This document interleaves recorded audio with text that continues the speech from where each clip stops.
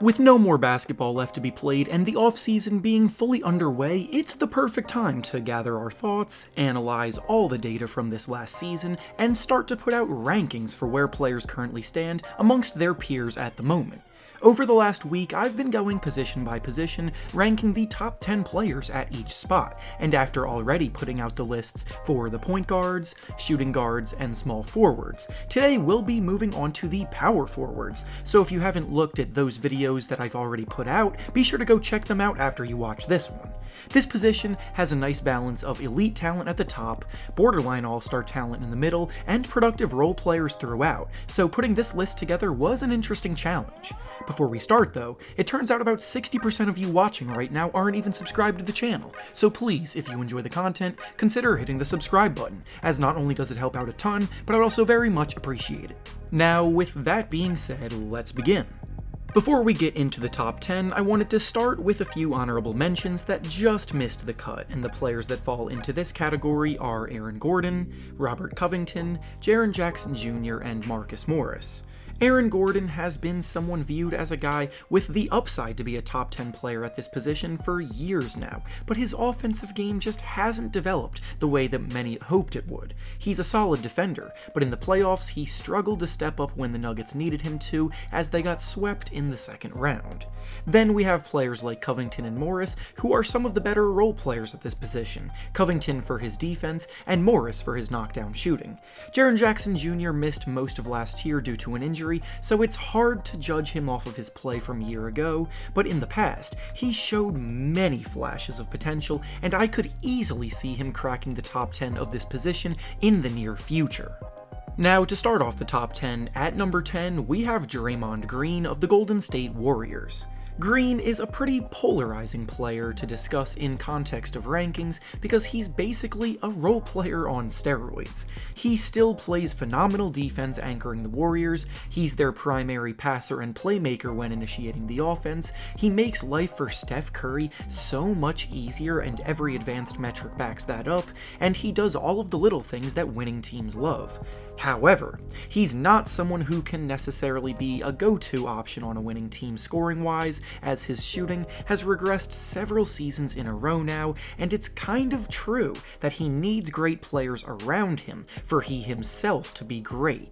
He's in the top 10 for his impact, but it's tough to say he's better than anyone ahead of him. Next up at number 9, we have Jerami Grant of the Detroit Pistons. Grant sought out a bigger role offensively last season, so he departed from the Denver Nuggets to be the go-to guy for the Pistons, and as a result, he emerged in a massive way. His efficiency wavered a little bit, but he did put up over 22 points per game, and his ability to create for himself was on full display at a level we hadn't previously seen from him when he was a role player. His shot has come a long way since he first entered the league, so has his handle, and his versatile defense makes him a very solid two-way player that is now firmly in the top 10 for the power forward position. Up next at number 8, we have Kristaps Porzingis of the Dallas Mavericks. Porzingis was brought to Dallas to be Luka Doncic's right-hand man, providing all-star level production. He did have a solid regular season this year, putting up over 20 points per game on above-average efficiency, and he did noticeably look better than he did a year ago when he was recovering from that injury that he suffered. But in the playoffs, things crashed down on him and he folded when it mattered most. The Mavericks were battling against the Clippers in a very winnable playoff series, but Porzingis was an almost no-show throughout most of the series, playing well below expectations. He has the talent to be higher on this list, but based on the way his season ended, I struggle to put him any higher. Up next, at number 7, we have Tobias Harris of the Philadelphia 76ers. Harris had what was arguably the best regular season of his career this year, and his elevated play definitely helped the 76ers seal the number 1 seed in the East in the regular season, as he scored the ball very efficiently and even showed some improvement on defense. However, in the series against Atlanta in the playoffs, he struggled down the stretch in games where the Sixers were in position to win, including Game 5 when he only scored 4 points, and Game 7 where he shot 8 of 24 and missed 7 layups. He's a solid player who can produce in bunches, but he's probably not good enough to be a number 2 scoring option on a championship contender like he currently is on the Sixers.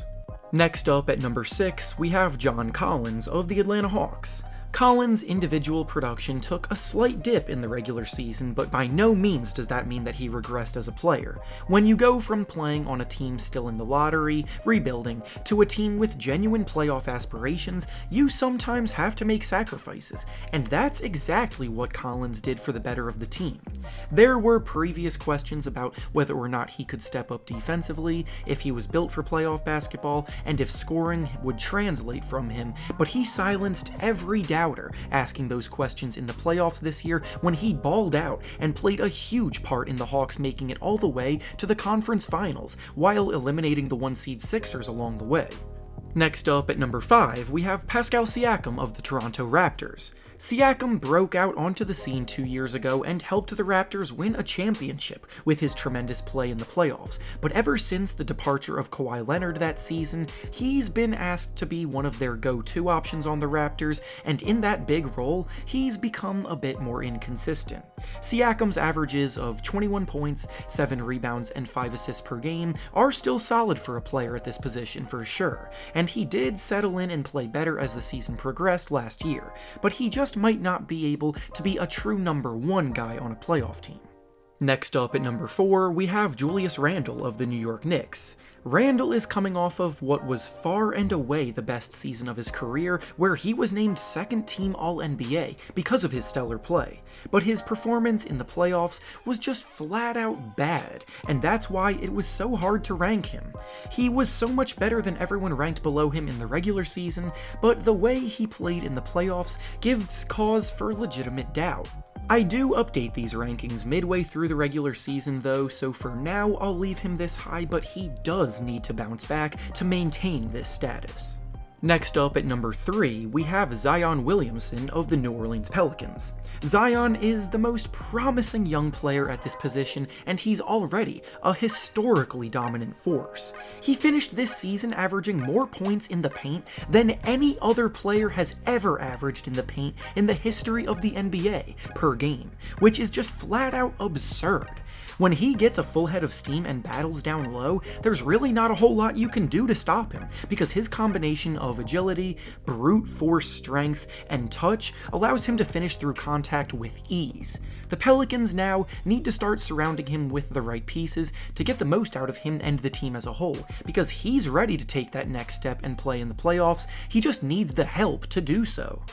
Up next at number 2, we have Anthony Davis of the Los Angeles Lakers. Davis has been someone in the upper echelon of players in the league for years now, but this season his play took a noticeable dip. He struggled through injuries, but even during the stretches that he was healthy, he just wasn't the same player we've seen in the past. Now, I fully expect him to bounce back this season and get back to elite superstar level play, and with the Lakers reloaded with a new core of guys around him and LeBron James, they'll need it from him to get back into contention after a disappointing first-round exit as the 7 seed. And finally, the number 1 player at the power forward position is obviously the Finals MVP Giannis Antetokounmpo of the Milwaukee Bucks. Giannis could very well be the best player in the whole league right now, so for this list, the top spot was an absolute no-brainer. He just had an out-of-this-world playoff run capped off by a dominant finals series, and as a champion, he's now accomplished almost every major accolade there is to get in the NBA. He's a multiple-time MVP, a Defensive Player of the Year, a Finals MVP, a champion, and at 26 years old, he's in many ways still just getting started, with many more prime years left in the tank.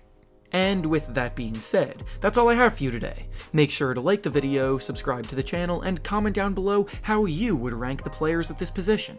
Thanks for watching, and I'll see you all next time.